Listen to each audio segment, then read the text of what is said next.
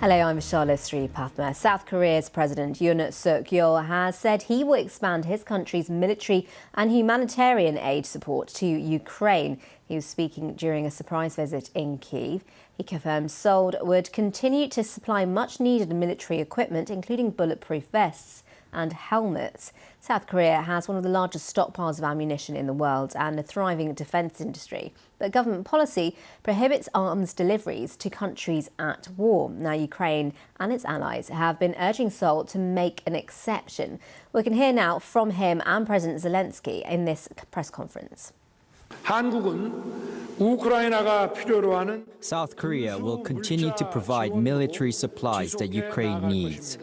Following last year's military supplies such as bulletproof vests and helmets, we will support military equipment on a larger scale this year. I can happily state that the agreement to transfer the transport and special equipment, including demining cars, is already being executed. It helps us to save lives. OK, well, we can go now to our diplomatic correspondent, James Landale. James, we don't often see Asian leaders in Ukraine. Can you just give us a sense of the significance of this visit? Yeah, that's right. We don't often see them there. The president of Indonesia went last year. The Japanese prime minister was earlier this year. China has sent an envoy earlier this year. But that's few and far between. Kyiv is a sort of conveyor belt of European and American politicians visiting almost on a daily basis. So it is unusual, and therefore I think diplomats will take some comfort for this, because one of the great failures of the West, Europe and the United States in this war, has been to try and convince the rest of the world that it matters to them as well. The large parts of the world sees this war as a European issue, and they're frustrated that the war continues because it's disrupting their own economies. And Europe and Ukraine and the United States has gone out to the world. So actually, no, we think this matters to you as well, because it matters about sovereignty, territorial integrity. Those are universal concerns. And I think having a country like South Korea visit Ukraine, I think it's the first time ever that a South Korean leader has ever been to Ukraine, is significant, because essentially the message is, look, South Korea, of all countries, is concerned about the threat to its territorial integrity to a neighbour. They have something in common with Ukraine and the Russian situation. So I think diplomatically, it is symbolically significant. And James, so the South Korean president said he will expand his country's military and humanitarian aid for Ukraine. That sounds like a win for President Zelensky. Well, I think what we have to do here is read between the lines.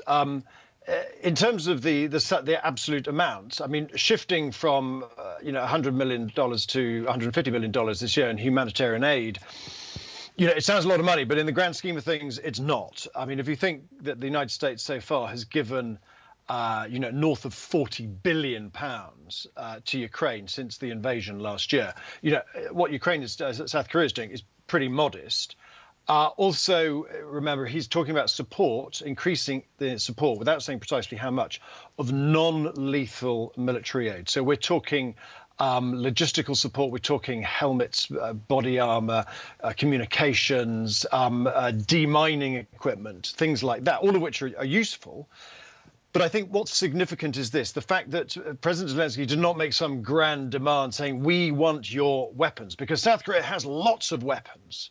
It has lots of stockpiles of exactly the kind of shells that President Zelensky wants. Now, the fact that President Zelensky didn't ask for those publicly and bang the drum suggests this, which is that at the moment, he is content for South Korea to sell lots of weapons to European countries who need to replenish their own stocks. And the suggestion is, the speculation, the understanding is that some of those weapons enter Ukraine via a third party. So technically, at that point, they are not South Korean, but they are helping the Ukrainian war effort. And I think that is something at the moment Ukraine seems to be content with. And James, South Korea, a big economy, a big power in its region. How will other countries in that Asian area and of the Asia Pacific feel about this visit? Do you think there'll be pressure on them to perhaps respond in a similar way? As you say, the Japanese leaders already visited. No, I don't think it'll put that much pressure on neighbours simply because, they've had a long time to make their decision on this. And most of them thus far have stayed largely out of this because they've seen it largely as a European war. And they've been nervous about it disrupting, the global economy and the fact that it's had an impact on, sort of fertilizer, food prices, the inflation more generally. That is their concern rather than whether or not they should support Kyiv in its war effort. I think what's interesting for South Korea is that South Korea has to be very careful about this. It's concerned about North Korea. It's concerned about alienating Russia too much because Russia could put pressure on North Korea to act in certain ways. And I think that is something that South Korea is nervous about. But what's interesting is that South Korea is having to deal with that classic tussle that many other countries are dealing with between the competing pressures on the one hand of economic stability and not disrupting their own trade flows in the area. But equally, they want to try and say, well, actually, maybe we do need to do more to support democracy, to support sovereignty and territorial integrity. In other words, there's an argument here, and they want to be on the right side of that argument. And it seems that Korea, and South Korea at least, is edging a little bit closer to that argument.